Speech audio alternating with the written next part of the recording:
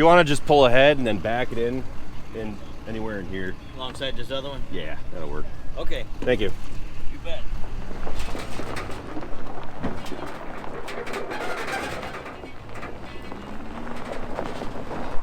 Jeepers. Look at the size of that spreader.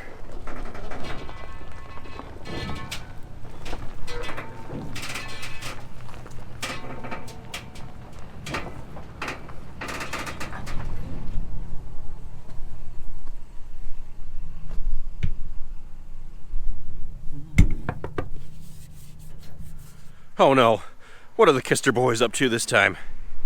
KUHN sent us down a KUHN Knight ProSpread PS 260 apron spreader. So in the next month and a half, as we take the crops off, we're gonna wanna start hauling manure out of the pasture down at Travis's place, as well as the steer lot at my place as well. Because over time we've been feeding bales out down at Travis's place, out in the pasture, and it's been building up a pile down there, and it's going to take a lot of loads in our new idea spreader. So I figured this would be a good opportunity for us to clean out that pile again, because we have to do it once every few years. The last time we cleaned it out, I believe we had the 7400 with the bucket and loader, which made that a lot easier. But now we don't have the tractor loader, but we do have the JCB and the Bobcat as well. So this spreader is 600 cubic feet, and it seems like it's going to be able to do the job. So the PS 260 is a brand new model. As a matter of fact, the unit that they brought down for us appears to be the very first model, A00001. That's pretty cool. This manure spreader can handle a lot of manure. That 600 cubic feet that it can hold is heaped. It has walking tandem axles on it, as you can see there. Grease zerks on this thing, I've noticed, are all in very accessible locations. Even back here for the gate, you've got 2 zerks that go up above, either for the gate or the vertical beaters. I'm not totally sure. But all the grease zerks in nice locations. And this is an apron spreader. You can see it there. The way that they designed the rear of the spreader is so that any of the manure that comes out the back end of this is not going to get hung up really anywhere. They've done a lot to minimize how much buildup there is between the beaters. So as you can see, these plates are slanted in there to try to encourage the manure to come down. And we're here on the beaters. We have 5/8 inch flighting on it. Walking over to the side of the spreader, we have a hydraulic drive for the aprons. This manure spreader has 2 aprons in it, as you can see there. The sides of the spreader are tapered to allow you to hold a lot more manure. It allows you to heap it up, and that way it all feeds down into the aprons. We've got a giant door on the rear, and as you're running, you can kind of meter the gate to make sure that you're reducing the amount of backlash or the amount of stuff that gets slung back towards the front of the spreader, and just in case they even have a guard up front there. So we've got our adjusters for the aprons looking up front. Easy access right there. We've got grease zerks. Up under this plate, you are able to mount an electronic scale. So it's got a scale that goes on the wheels as well as on the front hitch.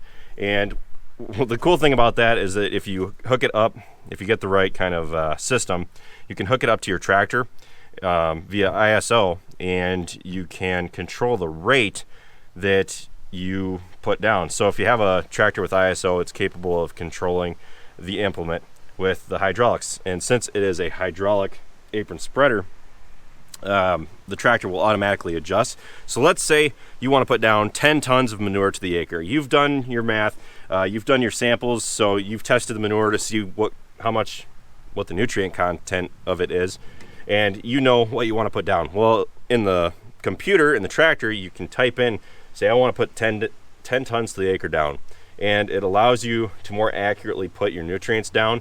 instead of just kind of driving and hoping that you're putting down the right amount, which isn't necessarily a bad thing all the time either. But if you're running a large scale operation, then something like that would definitely come in handy for your nutrient management. I've got their product catalog here for this unit, and since I'm all not too familiar with them yet, one of the reps actually was here earlier and walked me around the unit, and I've pretty well covered all my bases so far. But just to kind of show you, tell you guys a little bit more about it.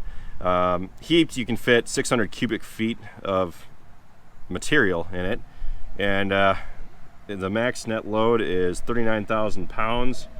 The unit weight itself is about 13,000 pounds, and the horsepower requirement for this thing is 160.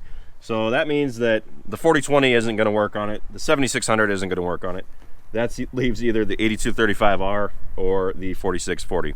And since we just took the adapter off the 82, I don't imagine we're going to be putting that on just for this, unless it gets pretty wet and we get into a sticky situation. Now, looking at the frame, you can see that the frame itself runs straight from the axles all the way up to the front hitch. So simplicity is key here, and using this design, I mean, it's really straightforward. Less things to break. You're not really worried about anything in between. I mean, there's no welds. It's just one big piece of steel, which is pretty good. Looking up underneath, you can see the apron there. So the 260 is the second generation of this spreader, and I think that it should help us kind of speed things along when it comes to hauling manure out, because with this thing, there was going to be a lot of loads. We've used Knight spreaders in the past, and they are built to high standards, and I think they're great spreaders. Ideally, when I think of a spreader, this is what I think of, and I'm really looking forward to using it. The gauge on the front here tells you where your gate is sitting. I've used a couple different spreaders in the past, and if I had a preference, honestly, it would be KUHN. We've used KUHN in the past. They make great products. I know that they don't really skip anything when it comes to product quality. I know that they built a spreader how it should be built. Look at the size difference between these two spreaders. We could fit our new idea into it. So this spreader has a small 1000 PTO, which means that we should be able to run the 4640 on it when the time comes to start filling it. We might be doing more with KUHN in the future, so we're partnering up with KUHN to kind of raise awareness on their products, and I have confidence in KUHN. Like I've said, we've used them in the past. They're great products. If you're looking for a spreader, this is where you start looking. The big reason that they sent this unit down to us was to not only show you guys their awesome new product, but they're also going to come down and get some footage on the first day of running this unit. So it benefits them because they can get their own material for the spreader, since it is the very first production model, and it should be a pretty good time. We just want to give a quick thank you to KUHN for sending this down, and it's going to sit around for a while, but when the time comes, she's going to be used. I should almost sign this somewhere. When we send it down the road, I'll crawl up underneath and sign it or something. Nobody will ever know the difference, except for you. So that's pretty much it for this video. I just wanted to tell you guys that it was here so you knew, and you didn't see it in the background of one of our videos and go, hey, what's that? But it's just a pretty cool unit. With that, thanks for watching this video, guys. Be sure to check out all of our other ones. Be sure to like, comment, and subscribe. And be sure to check us out on Facebook, Instagram, Twitter, and Snapchat. All how farms work. And with that, I'll see you next time.